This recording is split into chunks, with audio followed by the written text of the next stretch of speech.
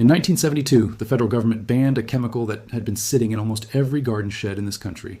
And instead of ever telling regular people what to use in its place, they quietly handed the entire home pest control market over to a small handful of corporations who have been selling you the same watered-down spray in a slightly different bottle for 50 years running. Look at the numbers. The average homeowner now spends close to $400 a year on sprays, traps, granules, and so-called organic solutions that barely put a dent in the problem, year after year, without ever actually fixing anything. Meanwhile, a few hundred miles away, in places like Lancaster County, Pennsylvania, and Holmes County, Ohio, an Amish farmer is keeping his tomatoes, his squash, and his cabbage completely clean, using tricks his great-grandfather used 100 years ago, tricks that cost him almost nothing, that don't require a single trip to the hardware store, and that nobody standing in the lawn and garden aisle wants you to ever find out about. They don't want you to know this, because the day you figure out that a $2 bag of wood ash from your own fireplace does the same job as a $30 spray bottle sitting on the shelf, an entire industry loses a customer for life, and it loses that customer forever, not just for one season. Stick around, because I'm walking you through 7 of these methods today. Exactly how each one works, exactly how to use it in your own backyard. No filler, and definitely no upsell waiting for you at the end of this video. This isn't about turning your yard into some kind of quaint historical reenactment either. These are working techniques, still in daily use on working farms right now, in this exact growing season, by people who don't have $400 a year to burn on products that only half work. Here's the villain in this story, and it isn't just one company sitting behind a desk somewhere. It's the entire modern pesticide industry working hand in hand with an agriculture system that decided decades ago it was easier, and a lot more profitable, to regulate you into buying their approved products than it was to let regular people keep growing food the way it had been grown for 200 years before that. When synthetic pesticides went fully mainstream through the 1950s and into the 1960s, the small regional seed houses that used to sell tough, pest-resistant heirloom varieties got squeezed straight out of the catalogs, replaced almost entirely by hybrids bred for yield and shipping durability first, with resistance to pests coming a distant second, if it was even considered at all. And here's the part they really don't want you thinking too hard about. Hybrids don't reproduce true to seed, which means the grower is forced to buy new seed from the company every single season instead of simply saving a handful from last year. That is not an accident, that's a business model, and once you actually see it laid out like this, you can't unsee it anywhere else in the garden aisle again. Here's the technical detail that proves it beyond any doubt. Modern commercial hybrid tomato varieties have measurably thinner leaf cuticles and a lower natural oil content in the leaf tissue itself compared to most heirloom strains. And that thinner, oil-poor leaf is exactly why hybrids draw in more aphids, more hornworms, and more whiteflies in the first place, which conveniently means the same company that sold you the seed also happens to sell you the spray that protects it. The Amish never made that switch, and that's not nostalgia talking, that's strategy. Plenty of communities are still growing seed lines that trace back 4, 5, sometimes 6 generations, seed that was bred for toughness and flavor first and raw size a distant second, and that one decision alone cuts their pest pressure dramatically before a single companion plant has even gone into the ground. Dealers will never tell you that the seed and the spray both trace back to branches of the very same handful of agricultural conglomerates, because admitting that would mean admitting the problem and the solution share the same owner and the same bottom line. Smart old-timers and the Amish farmers, who still supply a huge share of the produce, stand scattered across Pennsylvania, Ohio, and Indiana, never once stopped using the growing methods that got quietly phased out the moment the chemical companies took over the entire conversation around what a modern garden was supposed to look like. Marigolds and nasturtiums planted along a garden border aren't sitting there for decoration. They're a working repellent and trap crop combination, doing real, measurable work every single day they're in the ground.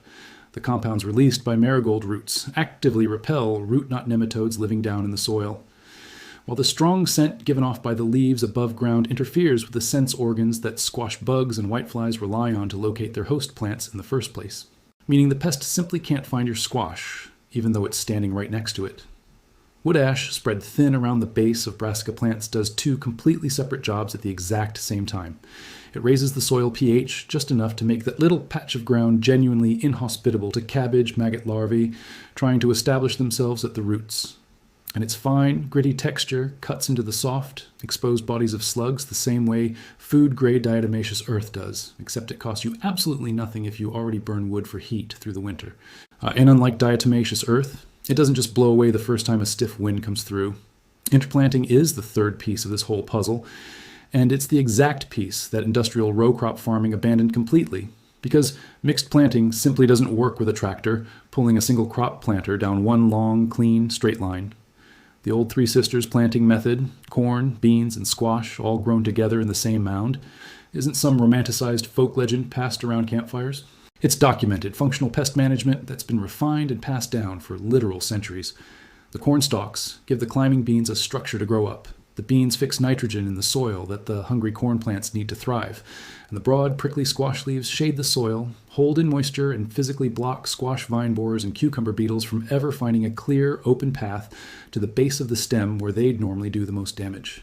This is exactly why old-school farmers still plant in blocks and deliberately mixed rows instead of the long, clean, single-crop lines you see running along the highway from a moving car, because a monoculture field is a dinner bell pests can find from a mile away, and a mixed planting is camouflage that confuses them before they've even had the chance to land. This isn't guesswork passed down through vague folklore either. Agricultural extension offices in states with large Amish and Mennonite farming populations have spent years documenting yield and pest pressure differences between conventionally sprayed plots and diversified.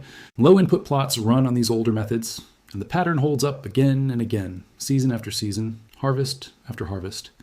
Diversified plots consistently show lower populations of the exact pests that plague monoculture rows, precisely because the pest simply has a harder time finding its target crop in the middle of a mixed planting, and because natural predator populations stay high enough to keep the smaller outbreaks in check before they ever spiral into something that would require intervention.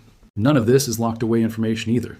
It's sitting in agricultural journals and extension bulletins that almost nobody outside the industry ever reads, because reading it isn't especially profitable for the people who'd rather sell you the spray instead.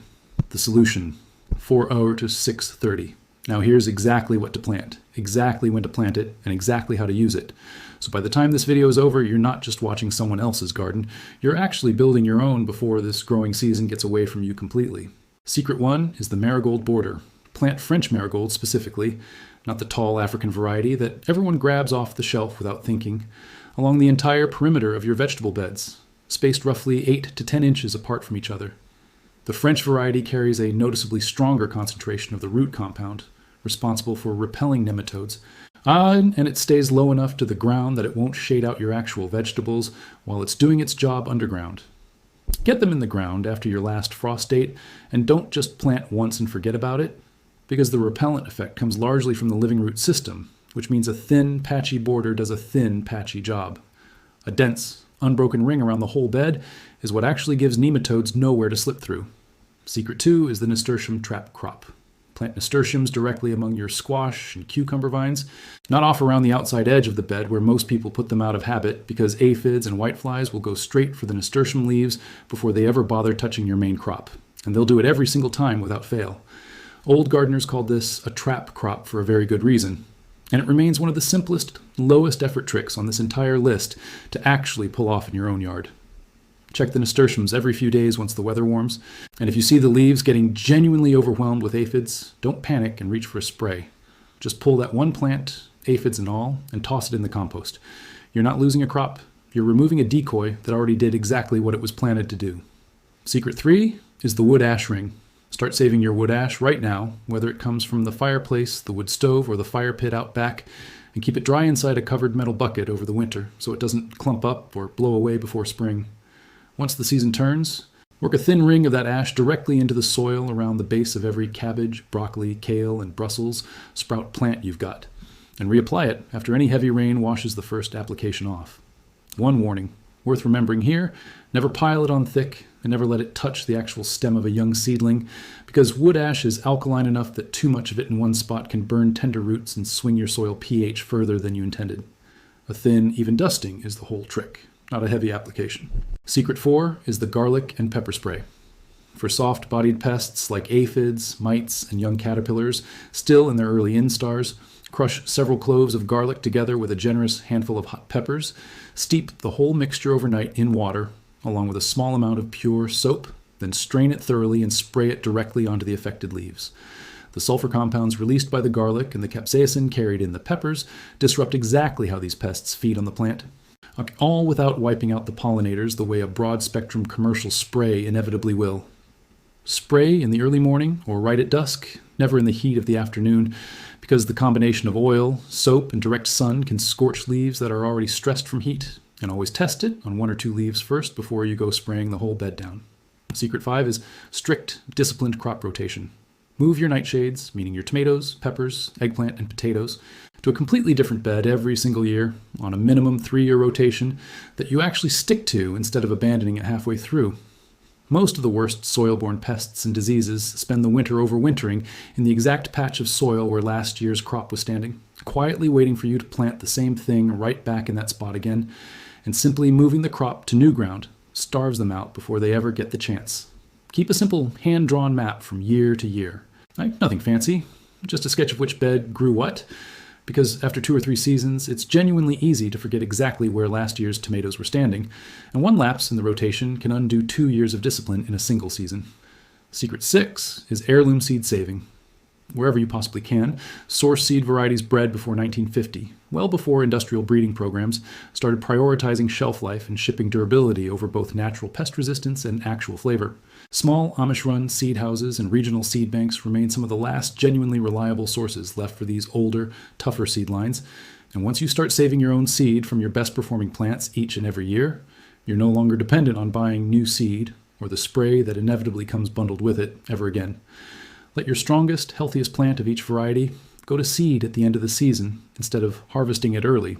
Dry the seed thoroughly and store it somewhere cool and dark in a paper envelope, never plastic, because trapped moisture is what ruins a seed bank faster than anything else. Secret 7 is the deliberate wild strip. Let a border of your property go a little wild on purpose instead of mowing every last inch. A strip of dill, yarrow, and clover running along a fence line or the far edge of the garden bed. That single strip is what draws in ladybugs, lacewings, and parasitic wasps, the actual natural predators that will handle your pest control work for you completely free of charge. Once you finally stop spraying the broad-spectrum chemicals that wipe out the beneficial insects right alongside whatever pest you were actually trying to get rid of in the first place, give it time before you judge whether it's working, because it usually takes a full season or 2 for predator populations to build up to the point where you actually notice the difference. And plenty of people give up right before that tipping point because they expected results in a matter of days instead of a matter of seasons. Rebellion close. 638s. The trap they set is simple, and once you see it laid out plainly like this, it's genuinely hard to unsee anywhere else.